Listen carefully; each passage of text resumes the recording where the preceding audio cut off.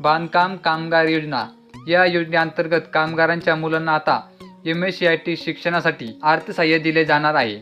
तर हे अर्थसहाय्य कसे मिळवायचे, यासाठी अर्ज कोणता लागणार आहे, डॉक्युमेंट कोणकोणते आहेत व अटी व शर्ती कोणकोणत्या आहेत, या संदर्भात सविस्तर माहिती आपण या व्हिडिओमध्ये जाणून घेणार आहोत। या योजनेचा अर्ज आपल्या टेलिग्राम चॅनलवरती आपण दिलेला आहे, तिची लिंक आपल्या डिस्क्रिप्शन बॉक्समध्ये आहे।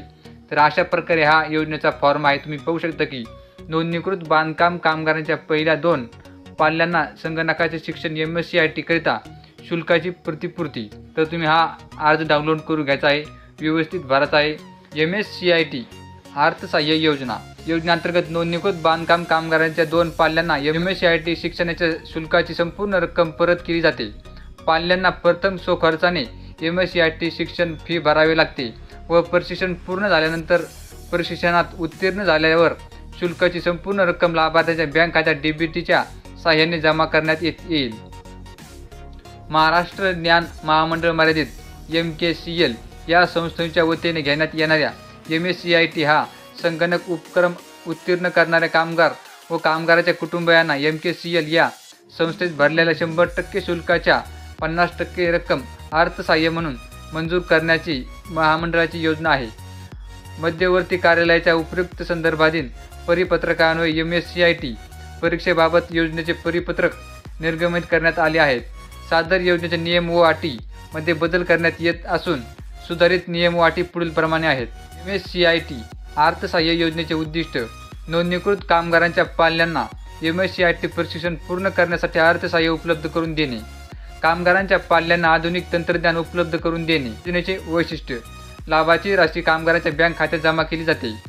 एका कुटुंबातील कामगारांच्या 2 पाल्यांना मोफत संगणक प्रशिक्षण उपलब्ध करून दिले जाते। योजनेचे लाभार्थी कामगारांच्या कुटुंबातील 2 मुले। मोफत MSCIT प्रशिक्षण योजनेचे नियम व अटी। MSCIT हा उपक्रम स्वतः कामगार किंवा कामगार कुटुंबियांनी उत्तीर्ण केल्यास त्यांना योजनेचा लाभ घेता येईल। सदर योजनेचा एका कुटुंबातील एका व्यक्तीस एकदा लाभ घेता या योजनेकरता अर्ज सादर करणाऱ्या व्यक्तींना कामगार केंद्राचे सर्वसाधारण सभासद होणे आवश्यक आहे। या योजनेकरिता MSCIT अभ्यासक्रम 60% गुण घेऊन उत्तीर्ण होणे आवश्यक आहे। MSCIT अभ्यासक्रम MKCL कडे भरलेल्या शुल्काची पावती जोडणे आवश्यक आहे। MKCLच्या मान्यताप्राप्त संस्थेकडून MSCIT अभ्यासक्रम पूर्ण करून परीक्षा उत्तीर्ण झाले गुणपत्रक अर्जासोबत जोडणे आवश्यक आहे।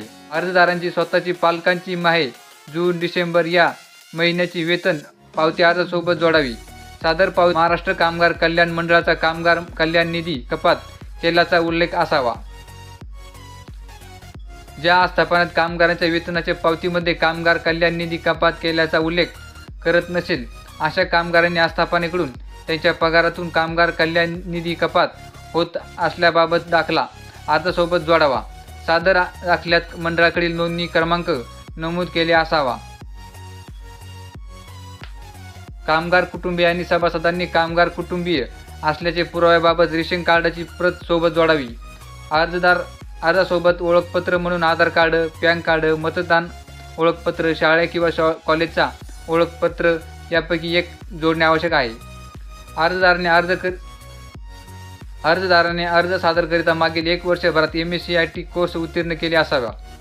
अर्ज सादर करण्याची मुदत दरवर्षी 1 एप्रिल ते 31 डिसेंबर अशी राहील। अर्जदारांनी MSCIT अभ्यासक्रम MKCL या संस्थेकडून नियमानुसार प्रत्यक्ष भरलेल्या एकूण शुल्क रकमेच्या 50% रक्कम अर्थसहाय्य म्हणून मंजूर करता येईल।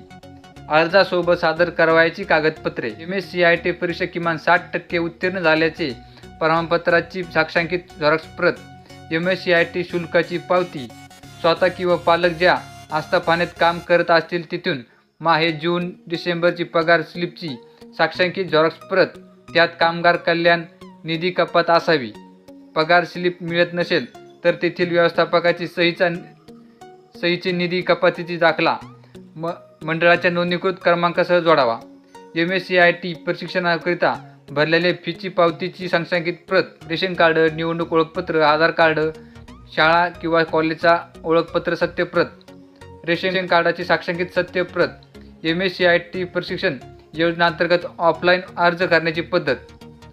कामगाराला आम्ही खाली दिलेल्या लिंकवरून योजनेचा अर्ज डाउनलोड करावा लागेल। अर्जात विचारलेली सर्व माहिती भरून सोबत आवश्यक कागदपत्रे जोडून हा अर्ज आपल्या क्षेत्रातील कामगार कार्यालयात जमा करावा लागेल. अशा प्रकारे तुमची या योजनेअंतर्गत अर्ज प्रक्रिया पूर्ण होणार आहे. तर आपण सुरुवातीलाच पाहिलं आहे की या योजनेचा फॉर्म आपण आपल्या टेलिग्राम चॅनलवरती दिला आहे. तिथून तुम्ही तो डाउनलोड करून घ्यायचा आहे, व्यवस्थित भरायचा आहे, व्यवस्थित त्यासोबत डॉक्युमेंट जोडायचे आहेत आणि हा अर्ज तुम्हाला तुमच्या जवळच्या क्षेत्रामध्ये कामगार कार्यालयामध्ये जमा करायचा आहे. त्याच्यानंतर जेव्हा तुम्ही या योजनेअंतर्गत पात्र होताल तेव्हा DBT अंतर्गत तुमच्या खात्यावरती 50% निधी हा जमा करण्यात येणार आहे. तर ही माहिती तुम्हाला कशी वाटली हे कमेंट करून नक्की कळवा. अशीच माहितीपूर्ण व्हिडिओ व महाराष्ट्र शासनाच्या नवनवीन योजनांची माहिती पाहण्यासाठी आपलं यूट्यूब चॅनल सबस्क्राईब करून नक्की ठेवा. तसेच आपलं टेलिग्राम चॅनल देखील नक्की जॉईन करून ठेवा. तर चला भेटूया पुढच्या व्हिडिओमध्ये.